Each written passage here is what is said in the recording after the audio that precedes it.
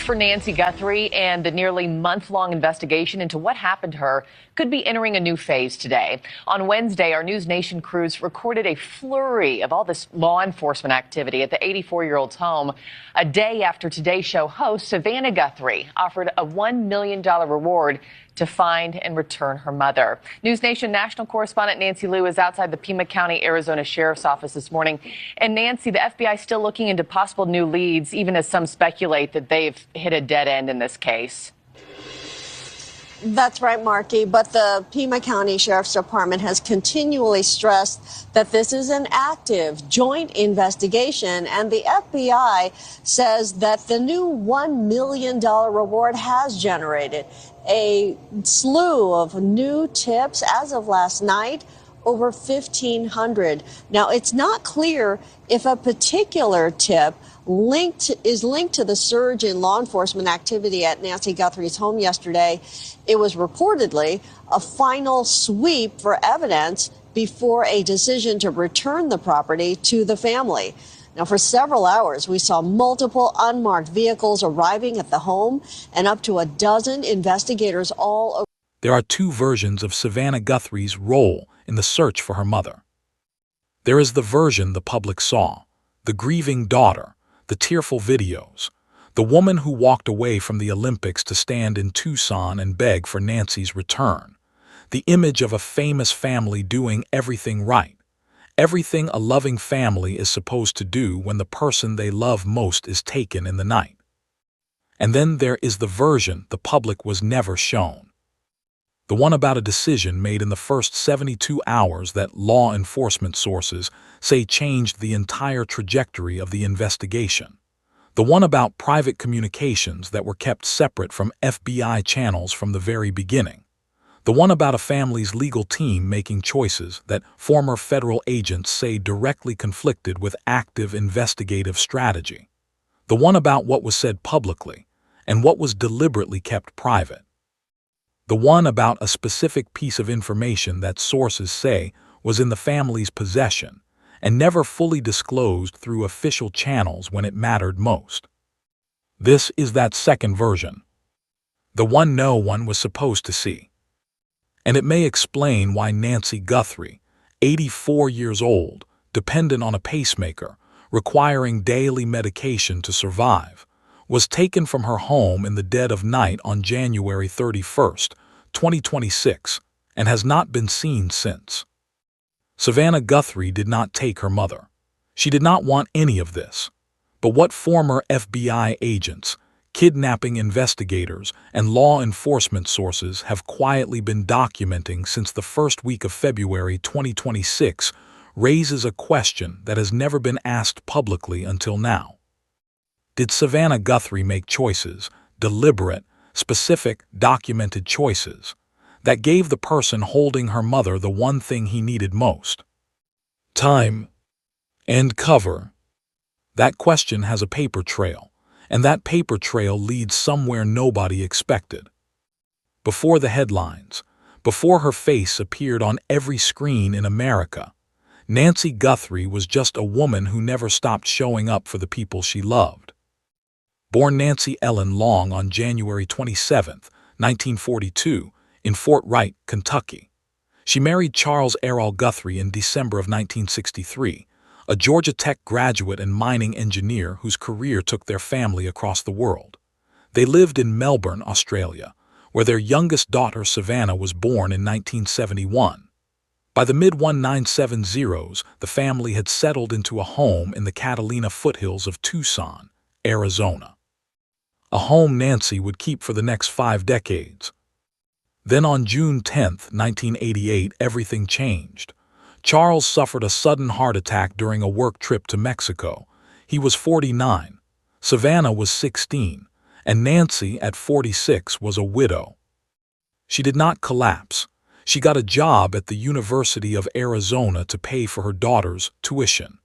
Annie and Savannah made a pact to come home on weekends so their mother would not be alone. Nancy became the anchor that kept them all from drifting. She never remarried. Cameron became a fighter pilot. Annie became a poet. and Savannah became one of the most recognized journalists in America. By 2026, Nancy was 84. She had a pacemaker. She required daily medication, but she still lived independently. She still drove, and every Sunday morning she logged on for a virtual church service with friends who had known her for years. On January 31st, 2026, her son-in-law dropped her off at home at approximately 9:45 p.m. She walked inside, the door closed behind her. That was the last confirmed sighting of Nancy Guthrie. The morning of February 1st began the way every Sunday had for years. Nancy was supposed to log on for church. She never did. By noon, her children arrived at the Catalina Foothills home. Her phone was still inside. Her belongings were untouched. And there was blood on the front porch. They called 911. Within hours, homicide detectives, an unusual escalation for a missing person case, had been brought in.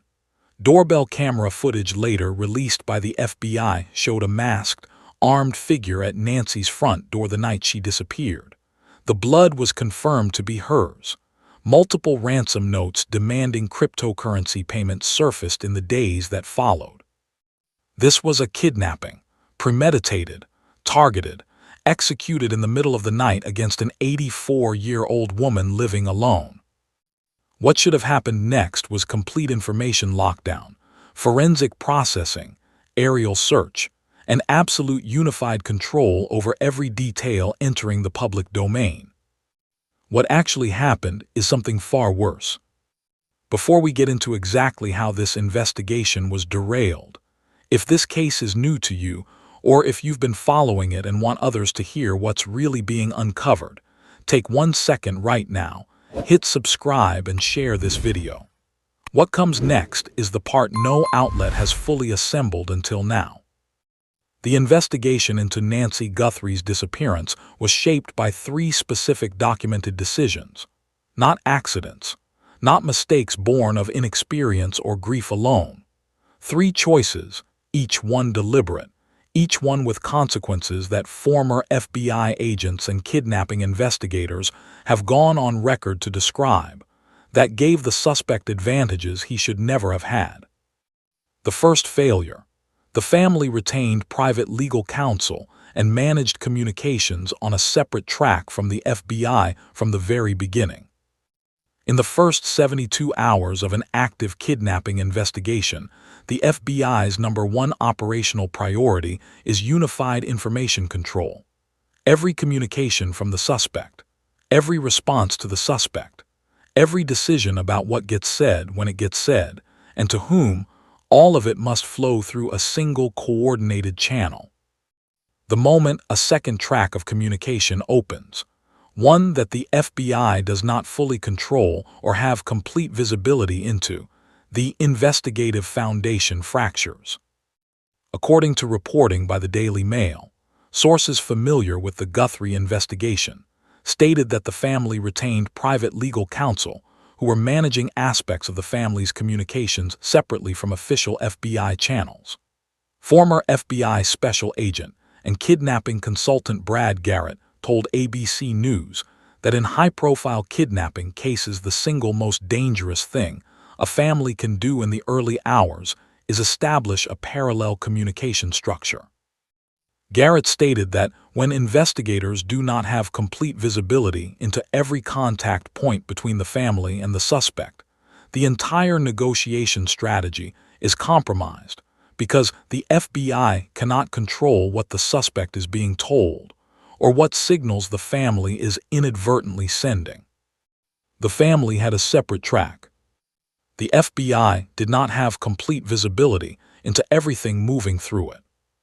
And the suspect was on the other end of that track from the beginning. The second failure. The family made public statements that sources say went further than the FBI wanted, and the specific content of those statements told the suspect exactly how much leverage he held. On February 7, 2026, 6 days after Nancy disappeared, Savannah Guthrie appeared on camera and told the person holding her mother directly and publicly that the family had received his message, that they understood, and that they would pay.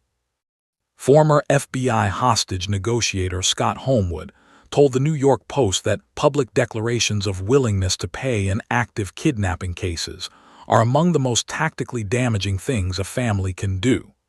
Homewood stated that the moment a family confirms publicly they will pay, the suspect's urgency to resolve the situation evaporates. He no longer needs to negotiate. He just needs to wait. And waiting, in a kidnapping involving an elderly victim with medical needs, is the one thing investigators cannot afford to give a suspect. According to sources cited by the Daily Mail, FBI officials were frustrated with the pace and content of the family's public communications in the days following Nancy's disappearance. Sources described a growing tension between what the FBI wanted controlled and what was being said publicly. One source familiar with the investigation told reporters that the press conferences and public statements were not going well. That information was entering the public domain before investigators were ready for it to be there. The family went public anyway, and the suspect received every word. The third failure, a specific ransom communication, was handled outside standard FBI forensic protocol, and the details of that communication reached a tabloid before they were fully processed by investigators.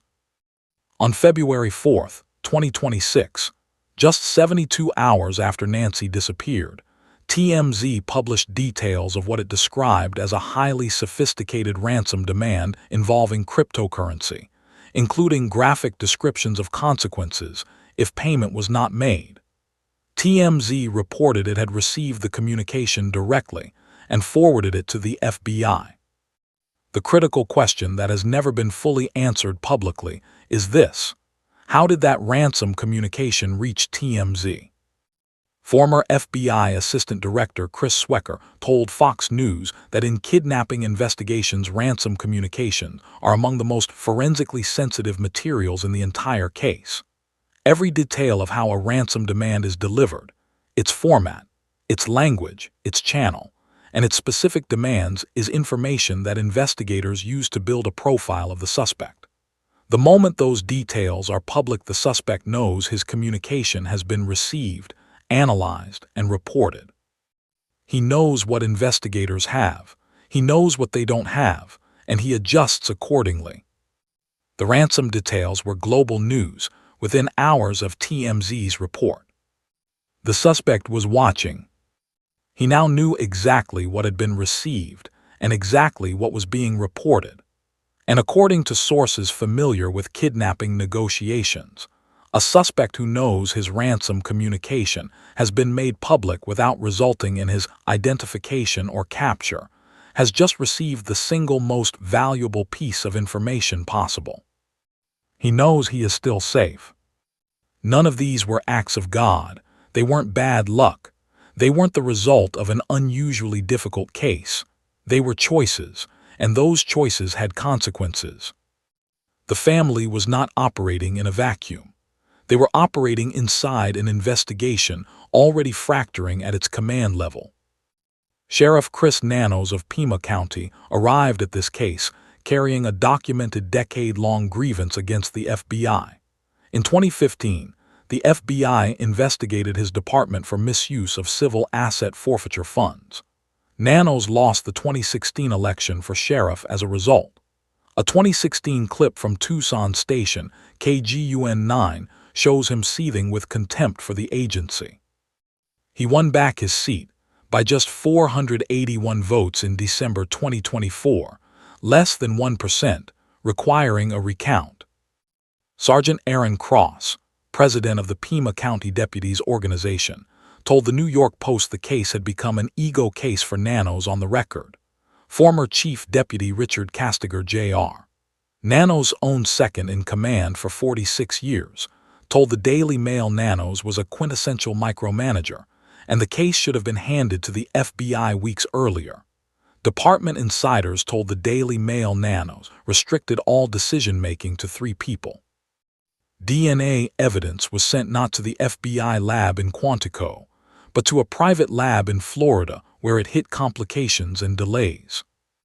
A sheriff with a documented grudge against the FBI, a family operating on a separate communication track from that same agency, and a suspect sitting at the intersection of both failures, receiving information from every direction, while the 2 entities responsible for finding Nancy could not effectively coordinate. That picture matters because it explains why nothing went right. Here is where this story becomes genuinely painful to tell. Because Savannah Guthrie is not a villain. She is a daughter who stepped away from co-hosting the 2026 Winter Olympics opening ceremonies, one of the most significant moments of her professional career, to stand in Tucson and fight for her mother's survival with everything she had. She spent weeks watching an investigation produce nothing. No suspect, no arrest, no proof of life. She watched the crime scene get released before it was fully processed. She watched a search plane sit grounded for hours because of an administrative personnel dispute. She watched press conference after press conference that said nothing, confirmed nothing, and moved nothing forward. And she was receiving information the public was not. She had the ransom demands. She had communications from the suspect. She had her private legal team. She had whatever the FBI was willing to share with her, and according to sources familiar with the investigation, that information flow was itself compromised by the war between Nanos and the FBI that was consuming the investigation's command structure. She was not a trained hostage negotiator. She was not equipped with the tactical knowledge of what words help and what words hurt. She was a daughter who had been placed in an impossible position by a broken system and asked to navigate it without the tools that system was supposed to provide. And in navigating it, she made choices. Documented choices. Choices with consequences that former federal agents have gone on record to describe. Both of those things are true simultaneously. She loved her mother in the only way she had left. And yet, Nancy Guthrie, 84 years old, pacemaker sustaining her heartbeat, daily medication she had not received in weeks, was still missing. And the suspect, according to sources cited by the Daily Mail, had shown no urgency in the days following the family's most public plea. He had just watched a famous daughter confirm on camera that the family would pay. He was still out there, and he was still watching. If you've made it this far, drop a comment right now and type "still here," because what comes next is the part that answers the question the title asked. 25 days after Nancy Guthrie disappeared, there was no named suspect, no arrest, no proof of life. The Pima County Sheriff's Department stopped providing daily updates. Law enforcement sources told TMZ the case was gradually transitioning toward cold case status. But one specific question had been building inside investigative circles since the first week of February. Former FBI Assistant Director Chris Swecker stated on Fox News that in kidnapping cases, information discipline is as critical as forensic discipline. The two audiences, the public and the suspect, receive the same information simultaneously. Now consider what the suspect received. He received his own ransom demand published by TMZ on February 4th, confirming his communication had been received without his identification. He received public confirmation on February 7th from the victim's daughter that the family would pay. He received public contradictions between the FBI and the Pima County Sheriff's Department about his own surveillance timeline, confirming the two agencies were not operating from unified information. And here is where it gets worse. According to reporting by the Daily Mail, sources familiar with the investigation said there was a specific piece of information the family had received through their private communication track, separate from official FBI channels. that was not immediately and fully disclosed to investigators in a manner that allowed them to act on it in real time. The nature of that information has not been fully reported publicly. What has been reported is this. FBI sources told multiple outlets that more than 2 weeks in there were no leads and no progress. Sources indicated the FBI wanted to take over the investigation entirely, but faced a structural barrier. The Guthrie family would need to formally request the transfer of jurisdiction. That request was never made. A family with private communications from the suspect, a separate legal team, a formal FBI takeover request never submitted, and a suspect still unidentified 25 days later. The question this case demands is not just who took Nancy Guthrie. It is what was known privately, and when, and whether everything known was shared through the channels that could have acted on it in time. That question has not been answered publicly. It deserves to be. On February 4th, Savannah Guthrie stood before a camera with her brother and sister and spoke into the darkness where her mother was being held. She said the family wanted to hear from whoever had taken Nancy, that they were ready to listen. She asked for one thing: proof that her mother was alive.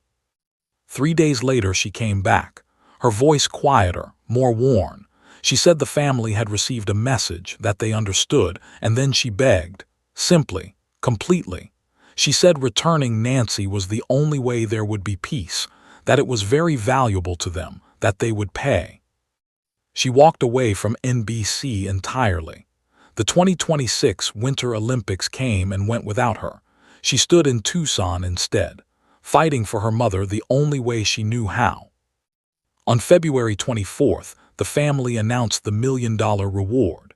In the same breath, they donated $500,000 to the National Center for Missing and Exploited Children, an act of extraordinary generosity from people living inside the worst chapter of their lives. And then Savannah said the words every family in her position dreads saying out loud. She said they knew Nancy might be lost, that she might already be gone. She paused. Then she said they still believed, that they were blowing on the embers of hope, that they refused to stop. Nancy Guthrie, 84 years old, a pacemaker keeping her heart beating, daily medication she had not received in weeks, taken from her home in the dead of night by someone who planned it for weeks. Still not found. This investigation forces a question with no comfortable answer. What happens when the system built to find a missing person fails completely, fractured by ego, turf wars, and a sheriff locking out the agency best equipped to help, and a family is left to navigate a kidnapping negotiation alone, with private lawyers, with separate communication channels, with a platform but no protocol, with love but no training? And what happens when the choices made inside that impossible situation become part of the reason the suspect stays free? There is no clean answer. There is a daughter who did everything she believed was right, a sheriff who prioritized a decade-old grudge over an 84-year-old woman's survival, a federal agency frozen out, a private lab in Florida holding DNA that should have been in Quantico, a separate communication track the FBI could not fully see, and a suspect who received more information about this investigation's failures and this family's desperation than any suspect should ever receive. If this can happen to a family with the resources and platform of the Guthries, what happens to everyone else? What happens to the mother in a small town with no famous daughter? What happens when the cameras aren't watching? That is the question this case leaves behind, and it demands an answer. If this story moved you, if you believe Nancy Guthrie and every family like hers deserves better, like this video, subscribe, and share it with someone who needs to understand what happened here. If you have any information about the disappearance of Nancy Guthrie, contact the FBI at 1-800-CALL-FBI. That is 1-800-225-5324. You can remain completely anonymous. Nancy Guthrie is 84 years old. She has a pacemaker. She needs her medication. She was taken from her home in the middle of the night by someone who planned it for weeks. She deserves to come home.